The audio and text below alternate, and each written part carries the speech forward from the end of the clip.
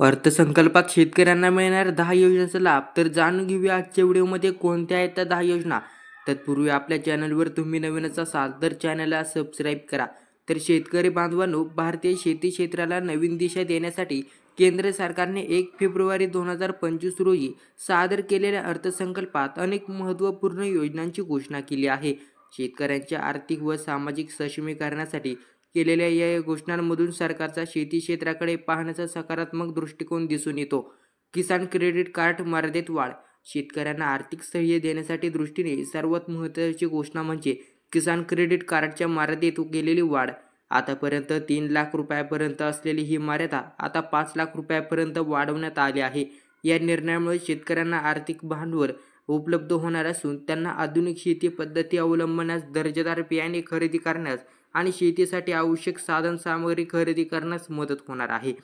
Urea उत्पादनात स्वयंपूर्णतेकडे वाटचाल. खतांच्या बाबतीत देशाला स्वयंपूर्ण करण्याच्या दृष्टीने सरकारने 3 नवीन युरिया कारखाने सुरू करण्याची घोषणा केली. या कारखान्यांची एकत्रित उत्पादन क्षमता 12.7 लाख मेट्रिक टन इतकी असणार आहे. या निर्णयामुळे एका बाजूला युरियाची उपलब्धता वाढणार आहे, तर दुसऱ्या बाजूला परकीय चलनाची बचत होणार आहे. मखना उत्पादकासाठी विशेष मंडळ. बिहार राज्यातील मखाना उत्पादक शेतकऱ्यांसाठी विशेष मंडळ स्थापन करण्यात येणार आहे. या मंडळातर्फे मखाना उत्पादन, प्रक्रिया आणि विपणन यांचे नियोजन केले जाणार असून शेतकऱ्यांना योग्य बाजारभाव मिळण्यास मदत होणार आहे. प्रधानमंत्री धनधान्य योजनेचा विस्तार. देशातील 100 जिल्ह्यांमध्ये प्रधानमंत्री धनधान्य कृषी योजना विशेष पद्धतीने राबवली जाणार आहे. या योजनेचा लाभ सुमारे 1.7 कोटी शेतकऱ्यांना मिळणार आहे. या योजनेअंतर्गत शेतकऱ्यांना धान्य उत्पादन वाढवण्यासाठी तांत्रिक मार्गदर्शने, बियाणे आणि इतर आवश्यक साहित्य पुरवले जातील. डाळ उत्पादनात स्वयंपूर्णतेचे लक्ष्य.